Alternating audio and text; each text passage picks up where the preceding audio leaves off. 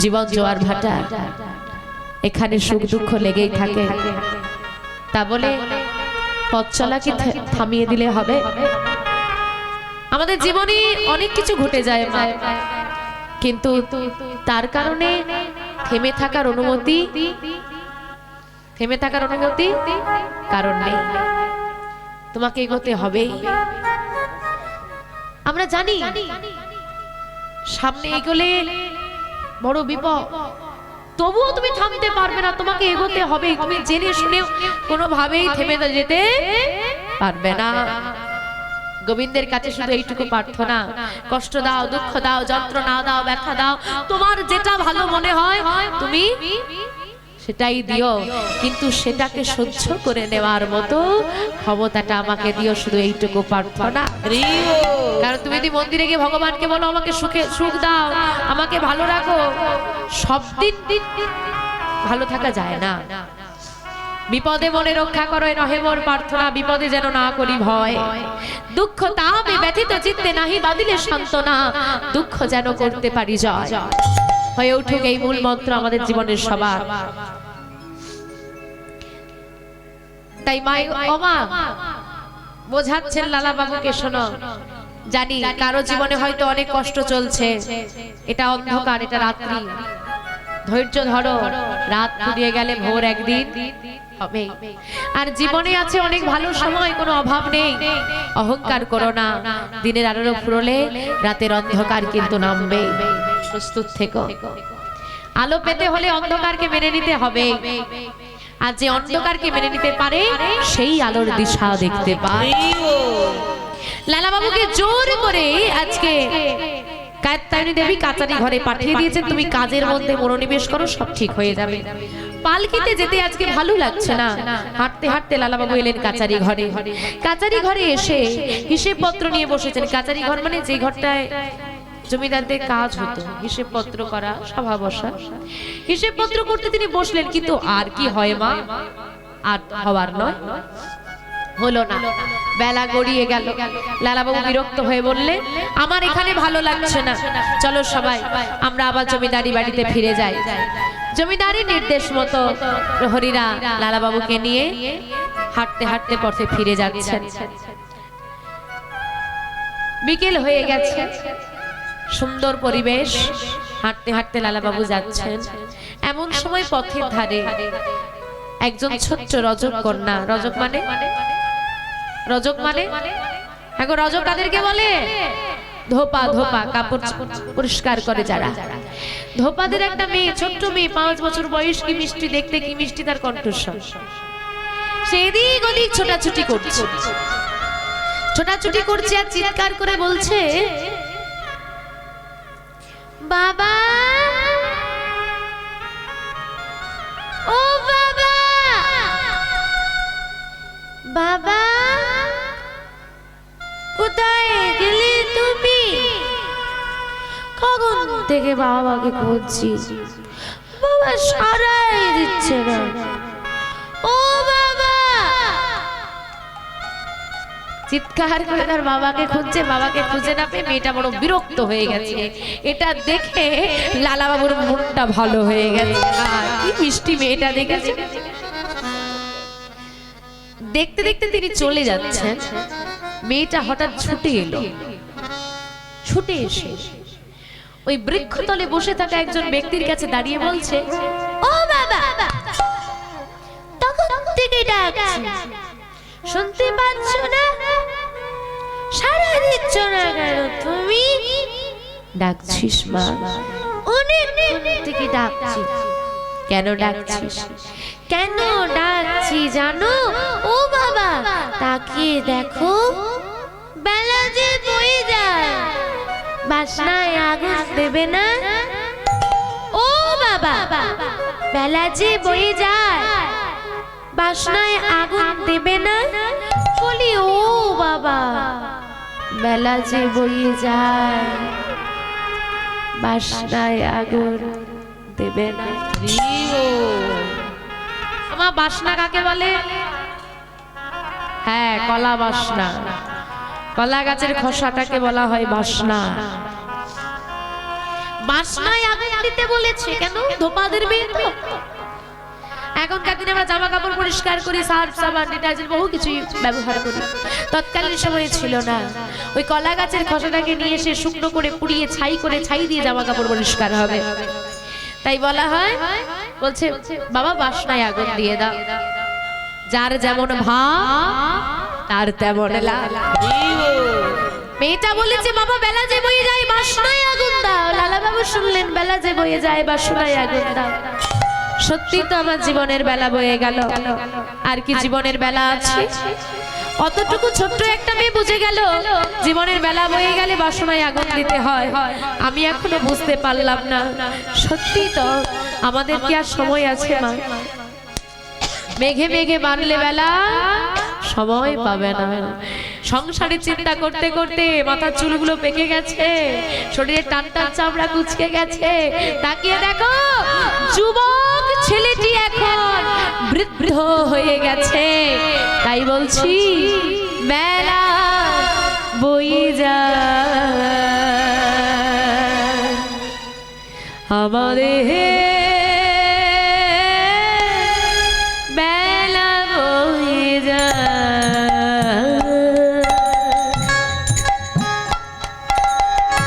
বেলা বয়ে যায়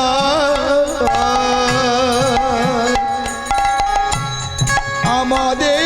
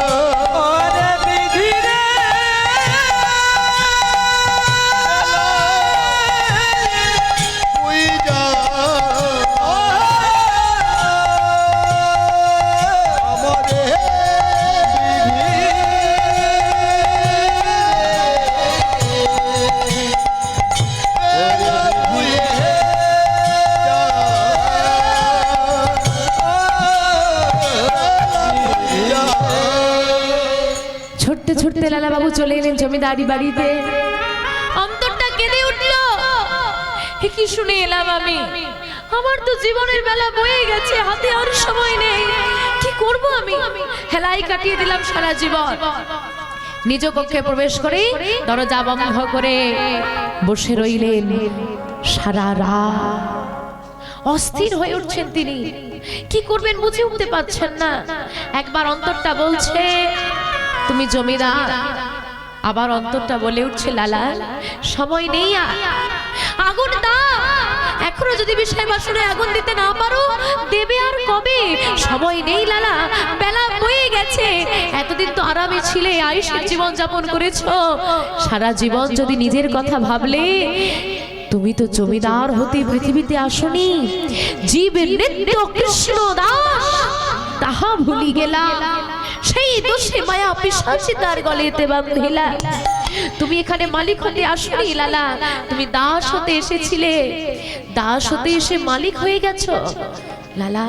সময় নেই আর, দাসত্বের জীবন বরণ করো। লালা বাবু চিন্তা করলেন তাই করব, আজ থেকে আর মালিক নয়, আমি তার দাস হয়ে থাকব। জমিদারি পরিত্যাগ করে মধ্যরাত্রে বৃন্দাবনে যাবেন তিনি সিদ্ধান্ত নিলেন কৃষ্ণ দর্শনে। কৃষ্ণ দর্শন না পেলে জীবন বৃথা, তার দর্শন করতে আমি বৃন্দাবনে যাব। এই সিদ্ধান্ত নিয়ে মধ্যরাত্রে সুমতির কাছে এসে বলছে, সুমতি রে, এই সুমতি, বাবা তুমি এত রাতে এখানে কি করছো? তোকে একটা কথা জানিয়ে যাই, শোন, কাউকে বলবি না কিন্তু। কি কথা বাবা? আমি চলে যাচ্ছি। কোথায় যাবে তুমি এত রাতে? আমি চলে যাব আমার সমস্ত বিষয় বাসনায় আগুন দিয়ে জমিদারি পরিত্যাগ করে শ্রীধাম বৃন্দাবনে কৃষ্ণ দর্শনে। বাবা তুমি কৃষ্ণ দর্শনে যাবে? আমি এমন হতভাগিনী, দেখো বাবা তোমার সঙ্গে যেতে পারবো না। আমি তো যেতে পারলাম না। তুমি তোমার গিরিধারীর সঙ্গে যদি দেখা হয়, কৃষ্ণকে যদি তুমি পেয়ে যাও, যদি দেখা হয়ে যায়, তাহলে আমার প্রণামটুকু তুমি জানিয়ে দিও। লালা বাবু সুমতির থেকে বিদায় নিয়ে চলে যাচ্ছেন বৃন্দাবনের পথে কৃষ্ণ দর্শনে। আসুন আমরাও সবাই মিলে আজকে যাব লালা বাবুর সঙ্গে শ্রীধাম বৃন্দাবনে। ভক্তির সঙ্গ করলে ভগবান পাওয়া যায়। লালা বাবু যদি গোবিন্দ কৃপা পায়, লালা বাবুর চরণ ধরলে আমরাও তাদের কৃপা পাবো। গোবিন্দের নেতাই গৌর হরি বল হরি বল। তোমাইরা বৃন্দাবনে যাবে তো? লালা বাবু বৃন্দাবনে যাচ্ছেন, পথ তো চেনেন না। এই পশ্চিম বাংলার মুর্শিদাবাদ জেলা থেকে তিনি বৃন্দাবন যাবেন উত্তরপ্রদেশ। তো পথে যাকেই দেখতে পায় তাকেই জিজ্ঞেস করে, ভাই বলে দাও না বৃন্দাবন কোন পথে। তিনি ছুটতে ছুটতে চলেছেন বৃন্দাবন। আমরাও জিজ্ঞেস করতে করতে চলে যাব শ্রীরাম বৃন্দাবনের পথে। গোঠের রাখা তোরা বলে দে না, বলে বলে কোথায় বৃন্দাবন,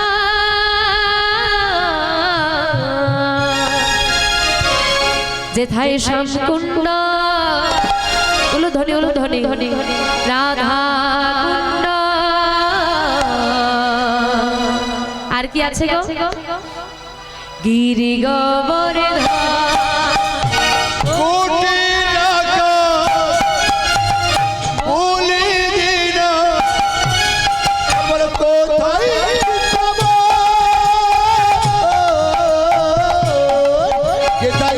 শ্যামকুণ্ড রাধা কুণ্ড গিরি গোবর্ধন।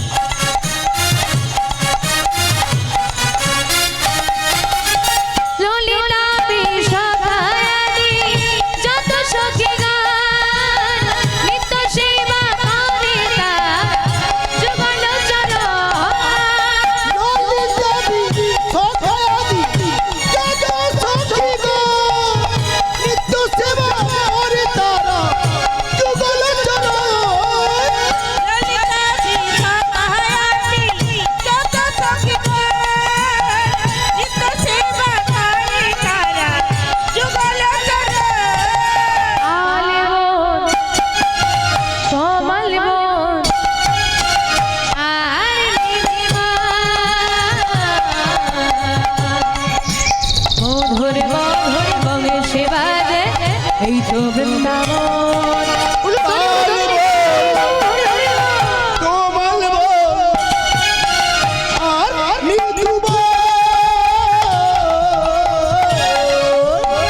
মধুর মধুর বংশী বাজে এই তো বৃন্দাবন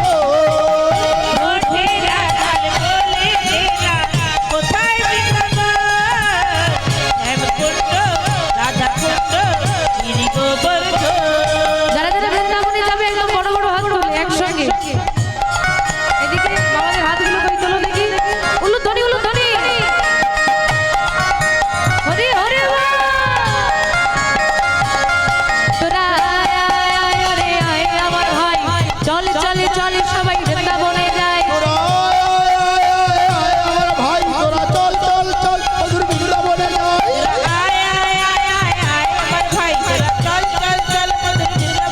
তোরা আমার ভাই তোরা চল চল চল মধুর বৃন্দাবনে যাই জয় জয় বৃন্দাবন ধাম কি মন্ত বিহারী লাল কি শ্রীমতী রাধা রানী কি সবাই বৃন্দাবনে এসেছো কার সঙ্গে এলে লালা বাবুর সঙ্গে কাকে খুঁজতে গিরিধারী লালকে খুঁজতে মানে কৃষ্ণকে খুঁজতে সবাই মিলে চলে এসেছি বৃন্দাবনে আর কাউকে খুঁজতে হলে কি করতে হয় ফোন করতে হবে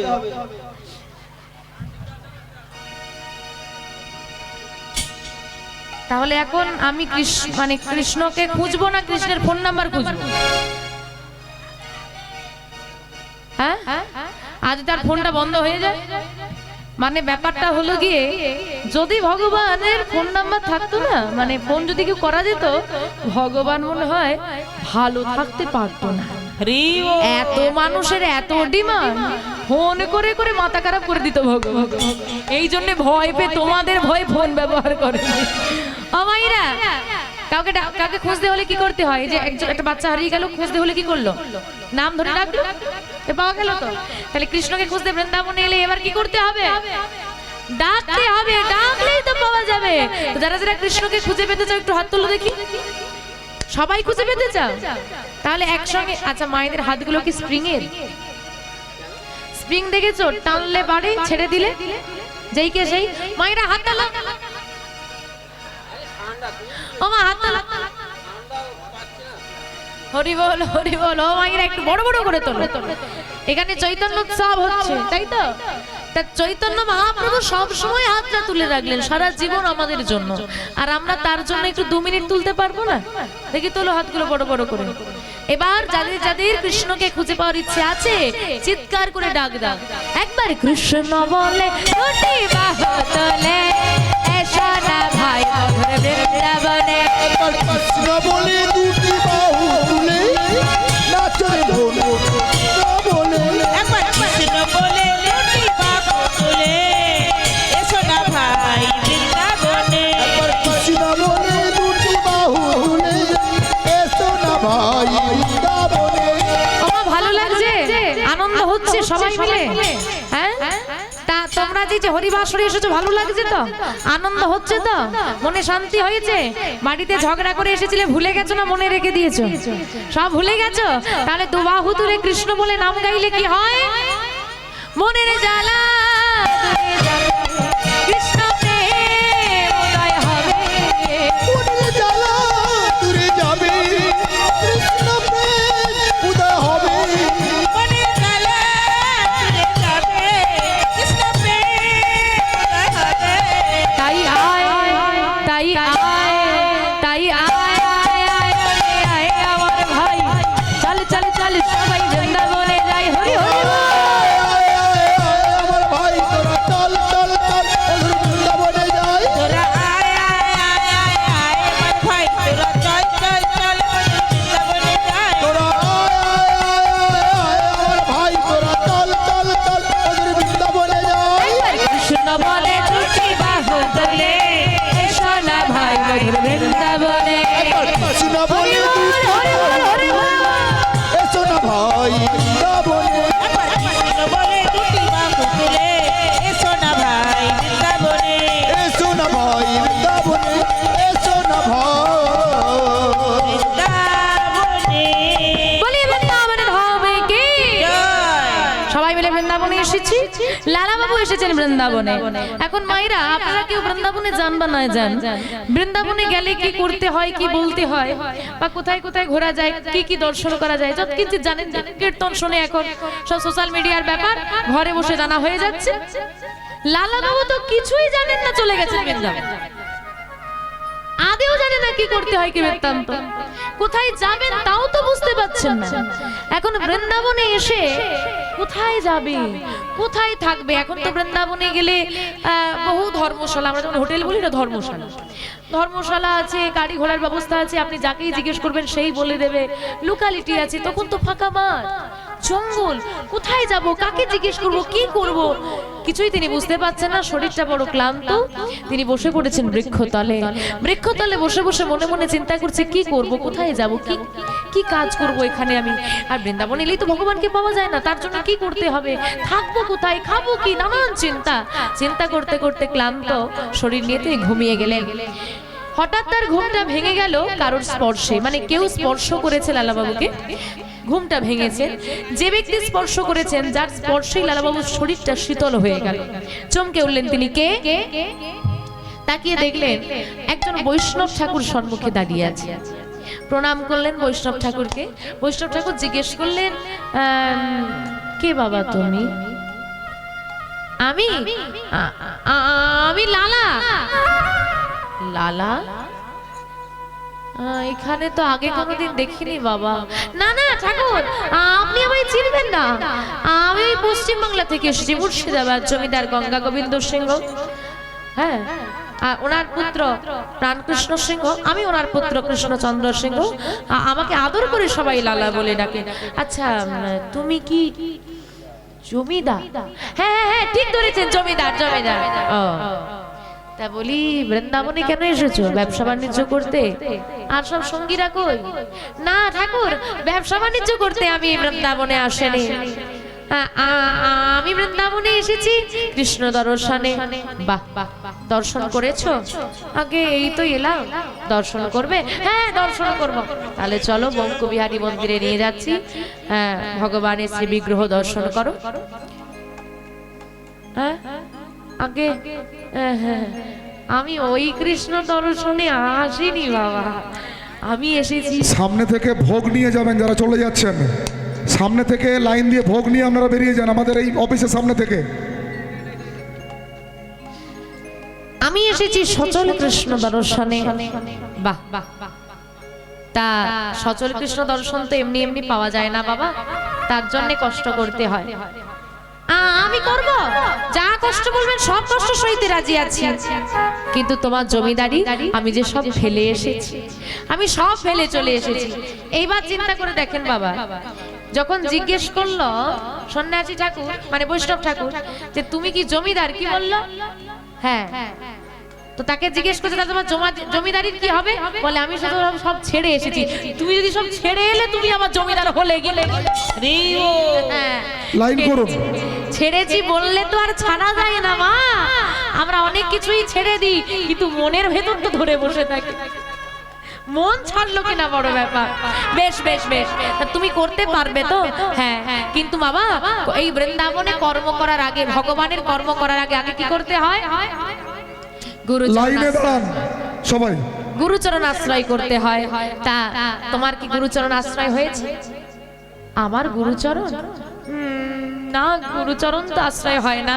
গুরু দীক্ষা না হলে তো গোবিন্দের কৃপা হবে না। আমার গুরু দীক্ষা না হলে গোবিন্দের কৃপা হবে না। তাই বলছে তোমার যদি গুরু দীক্ষা না হয় তো গোবিন্দের কৃপা হবে না। তাহলে ও চিন্তা করলেন গুরু দীক্ষা না হলে গোবিন্দের কৃপা হবে না, আমার এখনো গুরু দীক্ষা হয়নি, এবার আমি কি করি? কোনো উপায় খুঁজে না পেয়ে অমনি সাধুর চরণে ধরি।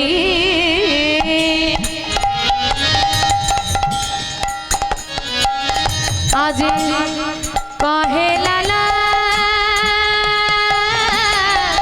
কৃপা করি,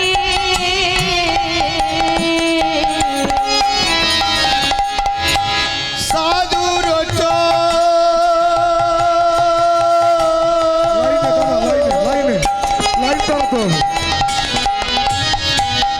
চরণে ধরি। প্রসাদের ঠোঙা বাইরে ফেলবেন, প্যান্ডেলের ভেতরে ফেলবেন না। কহে লালা পেছনে গিয়ে পেছনে, সামনে এগিয়ে যান। কৃপা সামনে, সামনে, সামনে এগিয়ে যান। যারা বসেন সামনে এগিয়ে যান। দীক্ষা লাইনে লাইনে দাও গো আমারে, দীক্ষা প্রভু দাও গো আমারে তোরি বারে ভব নদী,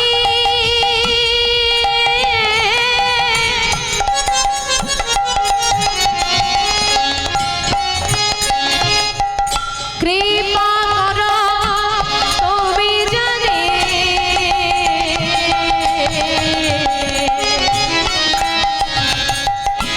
তোরিবারে বাবা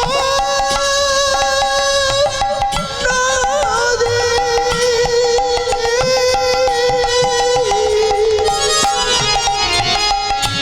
কৃপা তুমি করো যদি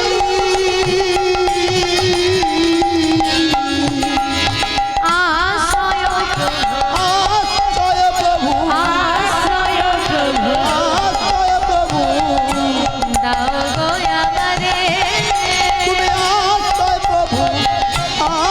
প্রভু দাও গো আমারে গুরুদেব আমায় দয়া করো, গুরুদেব আমায় দয়া করো গুরুদেব আমায় দয়া করো, গুরুদেব আমায় দয়া করো আশ্রয় দাও সুচরণ তলে, গুরুদেব আমায় দয়া করো আশ্রয় দাও চরণ তলে গুরুদেব আমায় দয়া করো আরে ছাড়ো ছাড়ো ছাড়ো ছাড়ো, কি হচ্ছে নাকি? পথে ঘাটে যেখানে সেখানে তুমি চরণ দুটো জড়িয়ে ধরবে আর বলবে দীক্ষা দাও দীক্ষা দাও, এভাবে কি আর দীক্ষা হয়? শোনো লালা, এই বৃন্দাবনে তোমাকে দীক্ষা নিতে হলে আগে তোমাকে পরীক্ষা দিতে হবে, আগে হবে পরীক্ষা তারপর হবে দীক্ষা। কি পরীক্ষা আমায় দিতে হবে? ভিক্ষার ঝুলি লালা বাবুর হাতে ধরিয়ে দিয়ে বললেন, দরজায় দরজায় তুমি ভিক্ষা করো, এদিকে এসো। দরজায় দরজায় ভিক্ষা করে মন্দিরে মন্দিরে তুমি দান করে দেবে। যেদিন যে মন্দিরে দান করবে সেই দিন সেই মন্দির হতে প্রসাদ নিয়ে তুমি সেবা করবে। মনে রাখবে, একবারই নিতে পারবে আর একবারই সেবা করতে পারবে। আচ্ছা বাবা, প্রতিদিন কি মন্দিরে ওদের পরিপূর্ণ করার মতো প্রসাদ দেবে? একবারই যেটুকু দেবে ওইটুকুই, দ্বিতীয়বার আর নিতে পারবে না। একই তো সে জমিদার, দু হাত ভরে দান করেছে, ভিক্ষা চাওয়ার তার অভ্যাস নাই। এবার মা বলুন তো, প্রত্যেকে ভোগ নিয়ে আপনাদের মতো পেছন দিকে চলে যান। সাধারণ পরিবারের, ভোগ নিয়ে পিছন দিকে চলে যান। এই সাধারণ পরিবারে ছেলে মেয়েরা ভিক্ষার ঝুলি কাঁধে নিতে যায়, রাস্তা ঘিরে চাঁদা নেবে বাবা? বলুন দেখি, একটু মহোৎসব হবে, কাঁধে ভিক্ষার ঝুলি নিয়ে একটু ভিক্ষা কর, হ্যাঁ সম্মানে লাগবে না? ভিখারি সাজতে বড় সম্মানে লাগে গো। গোবিন্দের জন্য ভিখারি হতে সবাই পারে না। লালা বাবু তো জমিদার, দোয়া করে দান করেছে, সরল পালঙ্কের শয়নে যা, তিনি করবেন ভিক্ষা? ভিক্ষার ঝুলি কাঁধে নিয়ে লজ্জায় কি করে ভিক্ষা করবো আমি? আমি জমিদার। ওই ভিক্ষার ঝুলিটা বুকে জড়িয়ে ধরে কাঁদছেন। গুরুদেব বলে চলে গেল, লালা তুমি ভিক্ষা করে এইভাবে তোমার জীবন যাপন করো, যেদিন আমার মনে হবে তুমি দীক্ষা নেওয়ার উপযুক্ত আমাকে খুঁজতে হবে না, আমি নিজে এসে দীক্ষা দিয়ে চলে যাব। গুরুদেব চলে গেছে, মুখের উপর কিছু বলতে পারছেন না, ভিক্ষার ঝুলিটা বুকে জড়িয়ে ধরে কাঁদছেন। আমি কি করে ভিক্ষা করব? কোনোদিন তো ভিক্ষা করিনি। ছি ছি ছি ছি ছি, লোকে কি বলবে? আমি জমিদার, আমি কি ভিখারি হতে পারি? এদিকে জমিদারি ছেড়ে এসে মন বলছে আমি জমিদার, আমি কি ভিখারি হতে পারি? কিন্তু পেটের জ্বালা বড় জ্বালা। মন্দিরে মন্দিরে হাত পেতে প্রসাদ নেয়, আর প্রসাদ নিতে নিতে তার মনে হলো একদিন, আচ্ছা কিছু না দিয়ে এই যে গোবিন্দের কোনো সেবার কাজ না করে আমি যে প্রসাদটা নিচ্ছি, এটা কি ঠিক?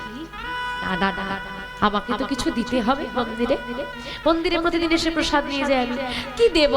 আমার কাছে তো কিছু নেই। অসহায় হয়ে ভিক্ষার ঝুলি দরজায় পেতে দিলেন। হরি হরি গাইতে গাইতে ধীরে ধীরে তিনি ভিখারির জীবন যাপন করতে শুরু করলেন। কেটে গেল কতগুলো বছর, চুলদাড়ি বড় হয়ে গেছে, সারা গায়ে নোংরা জমে গেছে, পোশাক ছিঁড়ে গেছে, হ্যাঁ গা থেকে দুর্গন্ধ ছড়ে দিয়েছে, সাদা গায়ে নোংরা। জমিদার লালাকে দেখলে আর চেনা যায় না, রোদে ঘুরে ঘুরে তামাটে বর্ণ হয়ে গেছে, রুগ্নকায় দেহ হয়ে গেছে। এদিকে লালা বাবুর পুত্র কিনা নারায়ণ, নারায়ণ বড় হয়ে গিয়ে পিতার খোঁজ করছে। জানা গেল পিতা নাকি বৃন্দাবনে আছে, তাই মা কাত্যায়নী দেবীকে নিয়ে লালা বাবুর পুত্র নারায়ণ পিতার খোঁজ করতে চলে এসেছে বৃন্দাবন। যাকেই জিজ্ঞেস করে আমার পিতা জমিদার, এই এমন দেখতে, এত অলংকার পরতো, এই সেই, কিন্তু কেউ আর বলতে পারে না। দেখো জমিদার কি আর আছে? সবাই বলে দেখো জমিদার লালা নেই, তবে লালা নামে বৃন্দাবনে একটা ভিখারি আছে। নারায়ণ বলে না না, আমার বাবা আবার কোন দুঃখে ভিখারি হতে যাবে। নারায়ণ কিন্তু দেখলেন লালা বাবা যে এই যে ছেলে তুমি, এই যে লালা শোনো, লালা শোনো। লালা মানে কি বলো তো? বৃন্দাবনে চলে যাবে যত ছেলে মেয়ে, ছেলেদেরকে বলে লালা, মেয়েদেরকে বলে লালা। আমরা যেমন বলি খুকি খোকা, ওরা লালা বলে। তো লালা বাবু পুত্রকে ডেকে বলছে, এ লালা, তুমি ওই লালা নামের ব্যক্তিকে খুঁজছিলে তো? ওই দেখো লালা ভিখারি। দূর থেকে নারায়ণ দেখলেন, ইস কি দুর্গন্ধ, শরীর থেকে কি নোংরা চেহারা, এই আমার পিতা হতে যাবে, এই না। এখন নারায়ণকে ছোট দেখে এসেছে, নারায়ণ বড় হয়ে গেছে, লালা বাবু চিনতে পারছেন। আর লালা বাবু যে রূপ বর্ণনা নারায়ণ শুনেছে মায়ের কাছ থেকে, তার সাথে তো মিলছে না। তো দুজন দুজনকে দেখে, কিন্তু কেউ কারোর সঙ্গে কথা বলে না, চেনে না। অতএব লালা বাবুকে খুঁজে পাওয়া গেল না। কাত্যায়নী দেবী বললেন, তোর পিতাকে যখন খুঁজে পাওয়া গেল না, জমিদারি তো আমাদের পড়ে আছে, এখানে তো আমাদের থাকলে হবে না, তিনি যেখানে আছেন যেন ভালো থাকেন, এই আশা আমরা রাখছি, চলো আমরা বাড়ি ফিরে যাই। এমন সিদ্ধান্ত নিয়েছে বাড়ি ফিরে যাবে। একদিন কাত্যায়নী দেবী পথে হাঁটছেন, পথ ধরে যাচ্ছেন, লালা বাবু সেই পথ ধরে ভিক্ষা করে আসছে। ভগবানের কৃপায় লালা বাবুকে কেউ চিনতে না পারলেও, নারায়ণকে লালা বাবু না চিনলেও কাত্যায়নী দেবীকে তো চিনতে ভুল হবে না। কাত্যায়নী দেবীকে দেখে লালা বাবু চিনতে পেরেছে।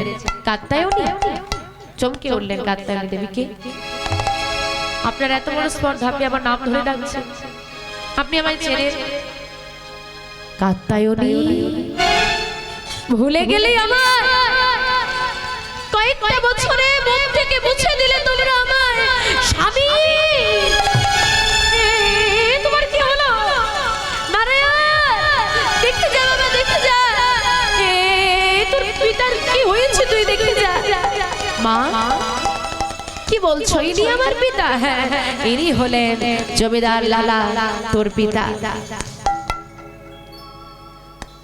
পিতা ফিরে চলো তুমি। কেন ভিখারি সেজেছ? কেন এমন কষ্টে জীবন যাপন করছো? কি দুঃখ তোমার, কি নেই তোমার? ফিরে চলো পিতা, তোমার জমিদারি তোমার অপেক্ষা করছে। পুত্র জড়িয়ে ধরে কাঁদছে পিতাকে, স্ত্রী জড়িয়ে ধরলো চরণ। মা বলতে পারো, যার অভিমানের কাছে পিতার প্রাণ চলে গেল, ঘুরে এলো না, যে ছেলে ওই জমিদারিতে, সে ছেলে কি আর ফিরবে গো বৃন্দাবনে? নারায়ণকে জড়িয়ে ধরে বলছে, বাবা তোকে একটা কথা বলি, আমি সারা জীবন মনে রাখবি। কোনদিন যদি কোনো ব্যক্তি তোর দ্বারস্থ হয়ে হাত পাতে, দ্বিধা করবি না। ভগবান যেমন তোকে দিতে কোনো কমতি রাখেনি, জমিদার করে দিয়েছে, তুইও যেন মানুষকে হাত বাড়িয়ে দিতে কোনোদিন দ্বিধা করিস না। তুই হাত ভরে দান করবি। কিন্তু পিতা তুমি না, আমি আর ফিরবো না। বেশ, তুমি যখন ফিরবে না পিতা, পুত্র হয়ে আমার তো কিছু কর্তব্য থাকে। মাতৃঋণ পিতৃঋণ কোনোদিন শোধ করা যায় না, কোনোদিন শোধ হবে না। তবে পিতা মাতা যেমন আমাদেরকে অনেক কিছু দিয়ে বড় করে মানুষ করে তোলে, ঋণী হয়ে যাই আমরা। যখন পিতা মাতা বৃদ্ধ হয়, তখন তাদের সেবা করে যৎকিঞ্চিৎ হলেও পিতৃঋণ শোধ করতে হয়। তুমি, তোমার কারণে আমি জমিদারি পেয়েছি, কিন্তু আমি তো তোমার সেবা করতে পারলাম না, কিন্তু এখানে চলে এসেছো, আমাকে তো ফিরে যেতে হবে। তা আমাকে তো তোমার জন্য কিছু করতে হবে। তুমি একটা অনুমতি দাও পিতা, তোমার জন্য এবং তোমার গিরিধারীর জন্য এই বৃন্দাবনে আমি একটা মন্দির করে দিতে চাই। উত্তম, তাই করো বাবা। লালাবাবুর পুত্রের সহযোগিতায় লালাবাবু ভিক্ষা করে করে সহযোগিতা করতে লাগলে তৈরি হলো বৃন্দাবনে রাধা গোবিন্দের মন্দির, স্থাপনা হলো রাধা গোবিন্দ। যদি এখনো কারো দেখার ইচ্ছে হয় চলে যাবেন বৃন্দাবনে, লালাবাবুর মন্দির বললেই আপনাকে দেখিয়ে দেবে। সেই লালাবাবুর মন্দির, মন্দিরটার নামই হয়েছে লালাবাবুর মন্দির চেনার জন্য, এবং সেই তৎকালীন সময় স্থাপনা করা লালাবাবুর নিজের হাতে সেবা দেওয়া সেই রাধা মাধবের বিগ্রহ এখনো মন্দিরে বিরাজমান। যাই হোক, এখন মন্দির হয়েছে, রাধা গোবিন্দ স্থাপিত হয়েছে, কিন্তু লালাবাবু নিজে হাতে আর সেবা দিতে পারেন না। কেন পারেন না? আরে দীক্ষা তো হয়নি, দীক্ষা না হলে তো গোবিন্দের সেবা দেওয়া যাবে না। তাই নিজের মন্দির হয়েও তিনি কিছু করতে পারলেন না। সেই ভিখারির জীবন। মন্দির হলো, রাধা গোবিন্দকে দর্শন করে, ভিক্ষা করে এনে সেবা চালায়, কিন্তু তাকে ভিখারি থাকতে হলো, নিজে হাতে সেবা দেওয়া হলো না। একদিন দরজায় দরজায় ভিক্ষা করছে লালাবাবু, আর ভিক্ষা করতে করতে শরীরটা হঠাৎ ভালো ঠেকলো না। বয়স হচ্ছে তো, তিনি মনে মনে চিন্তা করলেন ক্লান্তি লাগছে, আর বেশি দূর ঘুরতে পারবো না। আর যেইখানটায় এসে বাবা শরীরটা খারাপ করেছে সেটা হলো বৃন্দাবনের গিরি গোবর্ধন মন্দির। ওই জায়গাটাতে এসে দাঁড়িয়ে পড়েছে আজকে, আর ভালো লাগছে না। তো এইখানে দাঁড়িয়ে পড়েছি, আর এগোতে পাচ্ছি না, ক্লান্ত লাগছে। আরে এই তো গিরি গোবর্ধনধারী মন্দির। তাই এইখানে যখন দাঁড়িয়েছি, এইখানেই প্রসাদ পেয়ে একটু বিশ্রাম নিয়ে নিই, তারপরে ফিরে যাব মন্দিরে, নিজের মন্দিরে। এই চিন্তা করে ভিক্ষায় যা পেয়েছিল, পাহাড়ের ওপরে উঠে গিরি গোবর্ধন মন্দিরের যিনি পূজারী ছিলেন ঠাকুর মশাই, ভিক্ষায় যা পেয়েছিলেন দিয়ে বললেন, আপনি সেবা দিন, আর সেবা দিয়ে একটু প্রসাদ আমাকে দেবেন। ঠাকুর বললেন, বাবা আমার একটু আজকে সেবা দিতে দেরি হবে, তুমি তাহলে অপেক্ষা করো। ঠাকুর, আমি এইখানে অপেক্ষা করব না বাবাজি, আমি ওই নিচে যে গুহাটা আছে, পাহাড়ের নিচে একটা ছোট্ট গুহা, ওইখানে বসে আছি। বাবাজি আপনার ভগবানকে সেবা দেওয়া হয়ে গেলে আমায় মনে করে ডেকে প্রসাদটা দেবেন, আমার নাম লালা। হ্যাঁ, লালা বলে ডাকলেই চলে আসবো। আচ্ছা আপনি বলুন, সবার আর্থিক সংকট সেই সময় দাঁড়িয়ে বৃন্দাবনে একটা মন্দির হয়ে গেল, লোক খবর পাবে না, এই কে করছে রে, কারা এর উদ্যোক্তা, আমরা জিজ্ঞেস করবো না। এবার লালা বাবু যে জমিদার, সেই সংবাদটা প্রচার হয়ে গেছে বৃন্দাবন, তার ছেলে মন্দির করে দিল। তা আমার নাম লালা, তুমি সেই লালা, তুমি সেই লালা, ঠিক আছে বাবা তুমি বসো, আমি কিন্তু তোমাকে ডেকে প্রসাদটা ঠিক দিয়ে দেব। আসছি বাবাজি। নিচের গুহায় এসে বসে বসে লালা বাবু আপন মনে নাম জপ করছেন। ভজনে তাই গোবর রাধে জপ হরে কৃষ্ণ হরে রাম, ভজনে তাই গৌর রাধে জপ হরে কৃষ্ণ হরে রাম, ভজনি গাই গৌর রাধে জপ হরে কৃষ্ণ হরে রাম, ভজনে তাই গোবর রাধে হরি বল, জপ হরে কৃষ্ণ হরে রাম, ভজনে তাই গৌর রাধে হরি বল, জপ হরে কৃষ্ণ হরে রাম, ভজনি গাই গৌর রাধে হরি বল, জপ হরে কৃষ্ণ হরে রাম, ভজনে তাই গোবর রাধে জপ হরে কৃষ্ণ হরে রাম, ভজনে তাই গৌর হরি হরি বল হরি বল। জপ হরে কৃষ্ণ হরে রাম, ভজনে তাই গৌর রাধে শ্যাম, জপ হরে কৃষ্ণ হরে রাম। এইদিকে বাবাজির সেবা দেওয়া হয়ে গেছে। সেবা দেওয়া হয়ে গেলে লালা বলে ডাকতে বলেছে, আর যেই না বাবা লালা বলে ডাকতে যাবে একটা বজ্রপাত হয়েছে, সঙ্গে সঙ্গে শুরু হলো প্রবল বেগে ঝড়, অজর ধারায় নামলো বৃষ্টি। এত ঝড়ের শব্দ, এত বৃষ্টির শব্দ, চিৎকার করে বাবাজি ডাক দিলেন, লালা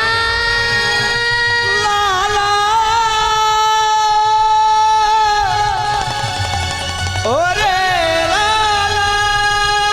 লালা।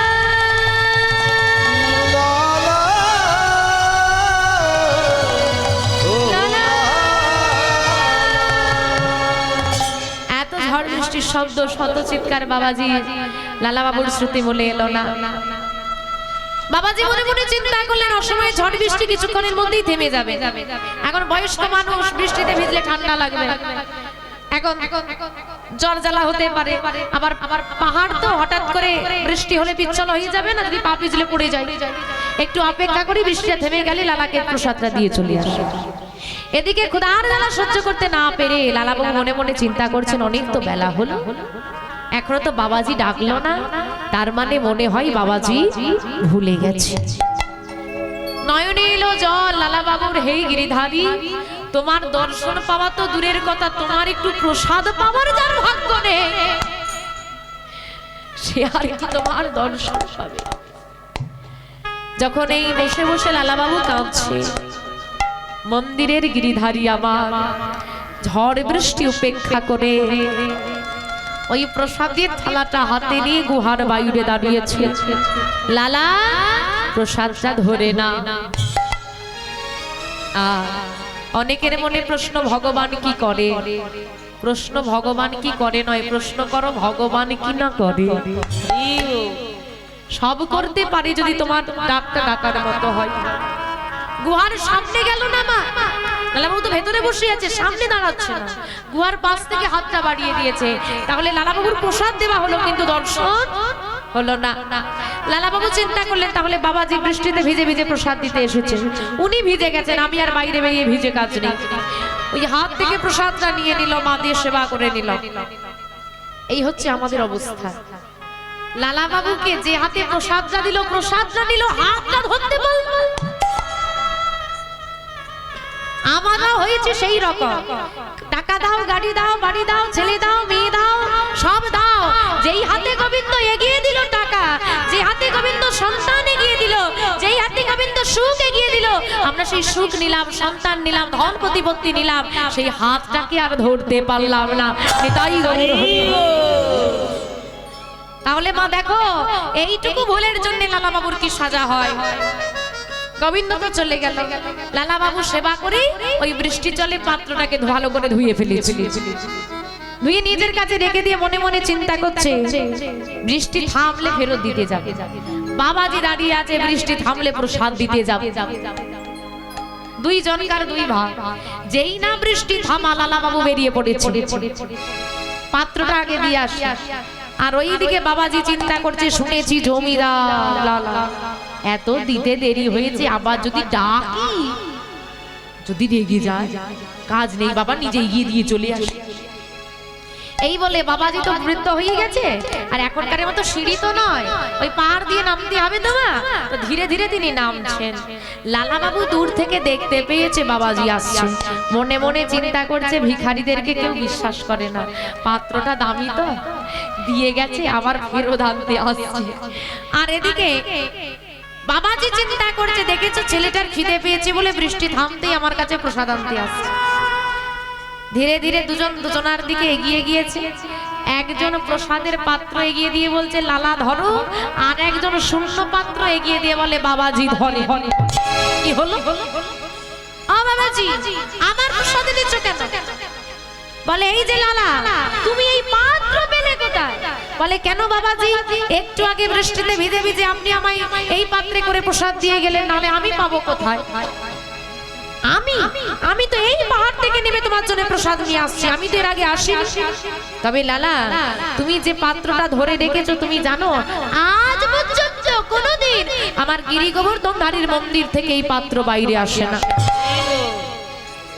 গিরি গোবর্ধন মন্দিরে দুটো পাত্রে সেবা হয়, একটা গোবিন্দের জন্য, একটা ভক্তদের জন্য। তা গোবিন্দ যে পাত্রে সেবা করে, যে সেবা দেওয়া হয়, সেই পাত্র তুমি পেলে কোথায়? কেন? আপনি তো আমায় দিয়ে গেলে।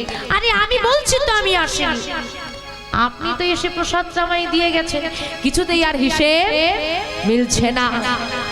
আর পাত্রটাকে দর্শন করে বাবাজি বুঝে গেল লালা তুমি না জেনে না বুঝে তুমি পেয়ে গেলে যারে শত জনমে ডেকে আমি পেলাম না আমার প্রভু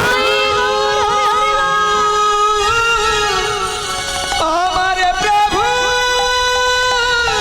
প্রভু গো ও বাবাজি কি বলছো কি তুমি ঠিকই বলছি লালা আমি আসিনি লালা আমি আসিনি তোমায় সেবা দেওয়ার জন্য আমার মন্দিরের গিরিধারী বৃষ্টিতে ভিজে ভিজে এসেছে বাবাজি সত্যি এসেছি যাকে পাওয়ার জন্য জমিদার থেকে আমি ভিখারি হয়েছি সে আজকে এসেছিল যাকে পাওয়ার জন্য আমি কাঙাল হয়েছি সে আজকে এসেছিল এসে যদি ছিল চলে গেল দেখা কেন দিল না বলতে পারো আর গিরিধারীর চরণে প্রণাম করি কাঁদতে কাঁদতে প্রশ্নের উত্তর যদি মনের মধ্যে যদি প্রশ্ন থাকে সেই প্রশ্নটা একমাত্র ব্যক্ত করা যায় গুরুদেবের কাছে তাই এই গিরিধারীর চরণে প্রণাম করে নয়নে জলে বুক ভাসিয়ে ছুটতে ছুটতে আসছি কোথায় গুরুজি বসে আছে গুরুদেব গুরুদেব ছুটতে ছুটতে শ্রীকৃষ্ণ দাস বাবাজির চরণে আছড়ে খেয়ে বলল গুরুদেব জানেন কি হয়েছে আজকে জানেন কি হলো লালা দর্শন হলো না গুরুদেব আমার এমন হয়েছে তুমি জানলে কি করে আমি সব জানি সব যদি জেনে থাকো বলে দাও তাহলে কেন দর্শন হলো না ভুলে যেও না লালা তোমার এখনো দীক্ষা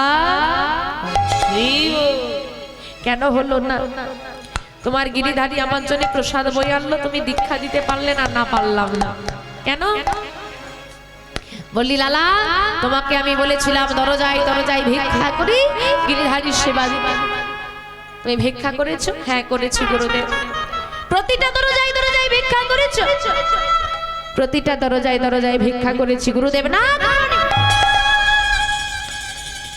তুমি পরীক্ষা ঠিক মতো দাওনি তুমি সব দরজায় যাওনি গিয়েছি গুরুদেব মিথ্যে বলো না একটা দরজা আজও বাকি আছে এখন কোন দরজা জগৎ শেঠের দরজা না না গুরুদেব জগৎ শেঠের দরজায় আমি যেতে পারবো না কেন যাকে আমি অন্তর দিয়ে ভালোবাসলাম সেই অন্তরঙ্গ বন্ধু প্রাণাধিক প্রিয় বন্ধু আমার নামে হাইকোর্টে মামলা করে দিল আর তুমি বলছো আমি তার দরজায় যাব ভিক্ষা করতে না না না না না এই লালার একটা সম্মান আছে তার দরজায় আমি ভিক্ষার ঝুলি নিয়ে দাঁড়াতে পারবো না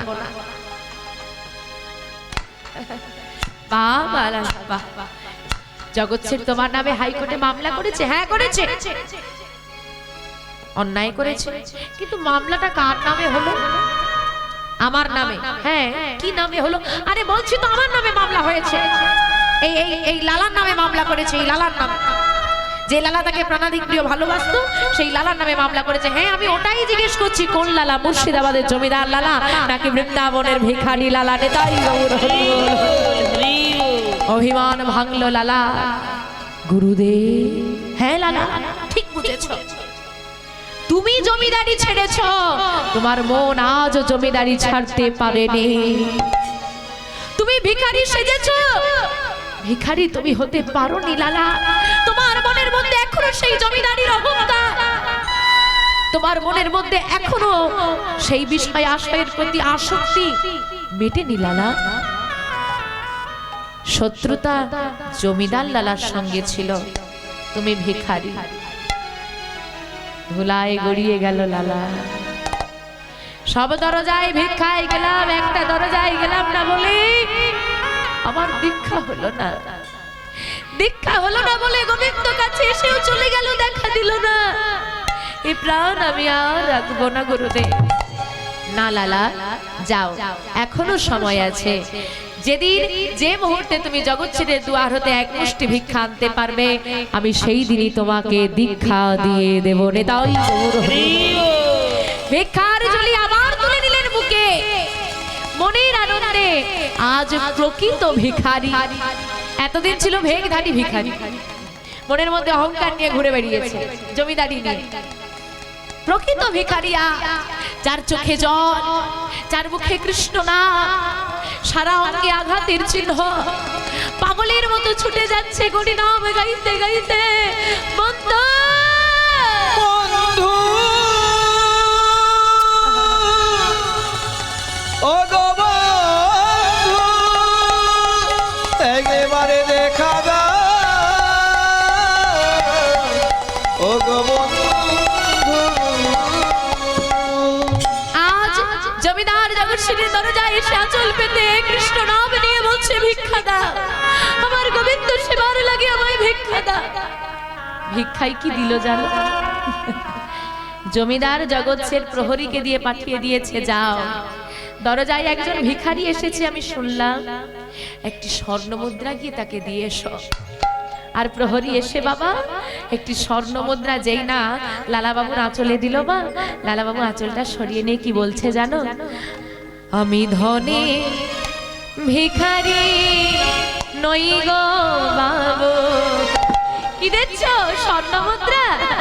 আমি ধনে ভিখারি নই।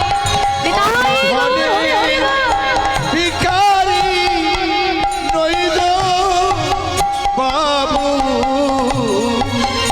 ধনে ভিখারি ধনে ভিখারি নই গো বাবু, ধনে ভিখারি কৃষ্ণ নামে ভিখারি আমি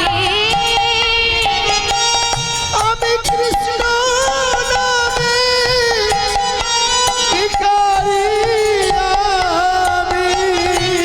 কৃষ্ণ নামে ভিখারি আমি, কৃষ্ণ নামে ভিখারি আমি। আমি ধনে ভিখারি নই গো, ধনে ভিখারি নই। আমি ধনে ভিখারি নই গো বাবু, ধনে ভিখারি নই। প্রহরী ছুটে গিয়ে বলছে, জমিদার বাবু, ও জমিদার বাবু, তুমি যাকে স্বর্ণ মুদ্রা দিতে পাঠালে সে বলছে সে ধনের ভিখারি নয়, তোমার হাত থেকে এক মুষ্টি ভিক্ষা চাই সে। ভিখারি সম্পদ না নিয়ে এক মুষ্টি ভিক্ষা চাইছে, এ আবার কেমন ভিখারি রে? বাবু অনেক ভিখারি দেখেছি, এমন ভিখারি দেখিনি যারে গায়ে নামা বলি মুখে কৃষ্ণ নাম আর অঙ্গে আছে হরি নামের ক্ষত বিক্ষতের দাগ, চোখে জল। চল তো একবার গিয়ে দেখে আসি। জগৎ শেঠ দেখে চমকে উঠলো, এ কি? এ তো সেই জমিদার লালা যার নামে করেছিলাম আমি মামলা, সে আজ ভিখারি কেন? জগৎ শেঠকে দেখে হাত বাড়িয়ে দিয়ে বলছে, লালা আমার পরিবার আমাকে চিনতে পারেনি বন্ধু, আমার পরিবারও আমায় চিনতে পারেনি, কিন্তু তুমি একবার দেখেই আমায় চিনতে পেরে গেলে, তুমি আমায় এত ভালোবাসো। মাগো যে তোমার শত্রু তাকে যদি তুমি বলো তুমি আমায় এত ভালোবাসো, সে কি দূরে থাকতে পারে? তুমি ভিখারি কেন হয়েছো বন্ধু? তুমি কি জানো না ওই যে ভবঘাটের মাঝি আমাকে যে ঘরে থাকতে দিল না, বারবার ডেকে ডেকে বললো, ওরে লালা আমার কাছে চলে আয়, তাই তো ছুটে এসলাম আমি বৃন্দাবনে। ছুটে গিয়ে জগৎ সিং লালা বাবুকে জড়িয়ে ধরে বলছে, বন্ধু তোমার ঘাটের মাঝে যদি তোমাকে ডাক দেয়, আমারও তো ডাক এসেছে বলো, শুধু তুমি এই পথের ভিখারি হয়েছো বলে শুনতে পেয়েছো, আমি অহংকারের চার দেওয়ালের মধ্যে এখনো বন্দী বলে শুনতে পাইনি বন্ধু, তুমি দাঁড়াও আমি তোমায় ভিক্ষা দেব। এক মুষ্টি ভিক্ষা লালা বাবুর আঁচলে দিলেন জগৎ শেঠ, সঙ্গে নিজেও জমিদারি পরিত্যাগ করে লালা বাবুর পিছু পিছু এলেন ভিখারি সেজে বৃন্দাবনের। কৃষ্ণদাস বাবাজির সম্মুখে এসে দাঁড়াতেই দুই বন্ধুকে উদ্দেশ্য করে বলে উঠলেন, কৃষ্ণদাস বাবাজি কি গো ও লালা, এবার বুঝলে কেন বলেছিলাম জগৎ শেঠের দরজায় যান, এসো দুজনকে দীক্ষা দেব। লালা বাবু জগৎ শেঠ দুজনের দীক্ষা হয়ে গেল। আপনি বলবেন এটা ঠিক হলো না, এতক্ষণ লীলা শুনেছি ঠিক আছে, শেষে কিন্তু ঠিক হলো না, ঠিক হয়েছে কি? আপনারা বলেন বিচার ঠিক আছে? কোনো মতেই বিচার ঠিক নেই। লালা বাবার এত পরীক্ষা, জগৎ ছেটের কেন দীক্ষা? কারণ ভক্ত সঙ্গ। ভক্ত সঙ্গ। হ্যাঁ, একটা দামি মোবাইল আমার পছন্দ হয়েছে, নেওয়ার তো ক্ষমতা নেই। যদি ওই মোবাইলটার দিকে তাকিয়ে থাকি, মোবাইলটাকে বলি তুই আয় তুই আয় তুই আয়, আমার কাছে আসবে? আসবে না। কিন্তু মোবাইলটা যার হাতে আছে, খুব পছন্দ হয়েছে, তার সঙ্গে যদি বন্ধুত্ব করে ফেলতে, তাকে যদি বলি একবার দেবে গো, দেবে না।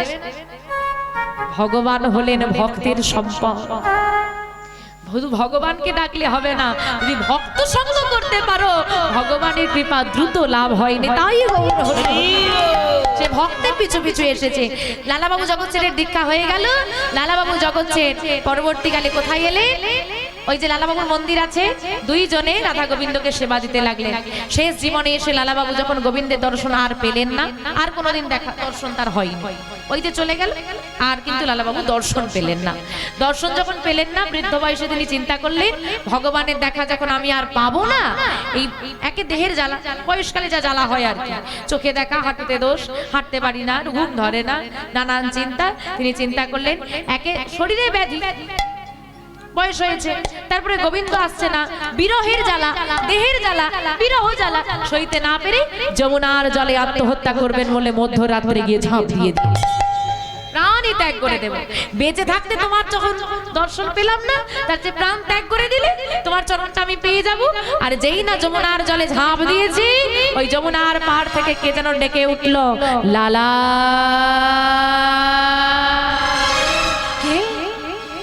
মধ্যরাত্রে এমন ভাবে কি আমায় ডেকে উঠলো?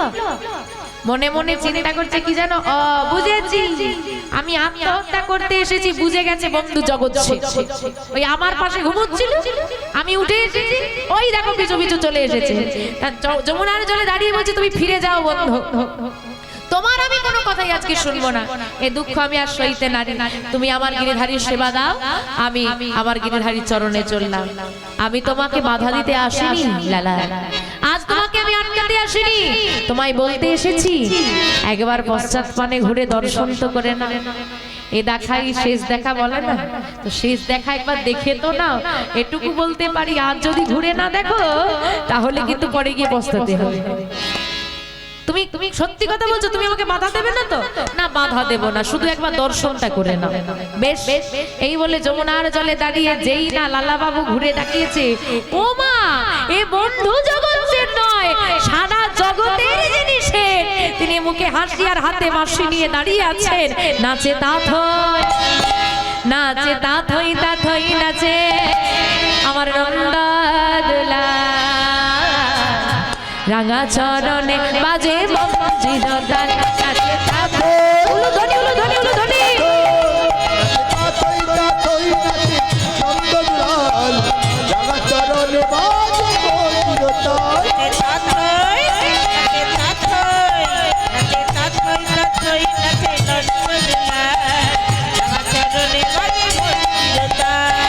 ত্রিভঙ্গ মুরারি হয়ে শিরাধারে বাবে লয়ে, ত্রিভঙ্গ মুরারি হয়ে শিরাধারে বাবে লয়ে, ত্রিভঙ্গ মুরারি হয়ে শিরাধারে বাবে লয়ে, ত্রিভঙ্গ মুরারি হয়ে শিরাধারে বাবে লয়ে, বৃন্দাবনী লীলা করে ব্রজে রঘুলাল, নাচে তাথই, নাচে তাথই, নাচে তাথই তাই গৌর হরি হরি বল, হরি বল। রাঙা চরণে বাজে মঞ্জির তাল। তাথই তাথই নাচে নন্দদোলাল, রাঙা চরণে বাজে মন্দির তাল, রাঙা চরণে বাজে মঞ্জির তাল, রাঙা চরণে বাজে মঞ্জির তাল। যমুনার জল থেকে উঠে এসে লালাবাবু নয়নে জলে গিরিধারীর চরণ দুটো ধৌত করে দিলেন। বলো লালা, তুমি কি চাও? আজ তুমি যা চাইবে আমি তোমায় তাই দেব। বেশ, হে প্রভু, না চাইতেই তো অনেক দিয়েছ, জমিদারি দিয়েছ, আর কি চাইবো বলো? আমার আর কিচ্ছু চাওয়ার নেই। যদি দেওয়ার কিছু থাকে আশীর্বাদ করো, জীবনে যেন কোনোদিন মালিক না হতে হয়। মালিকের বড় জ্বালা, জন্ম জন্মান্তরে যেন আমি তোমার চরণের দাস হয়ে থাকতে পারি। আজকে আশীর্বাদ করছেন গোবিন্দ।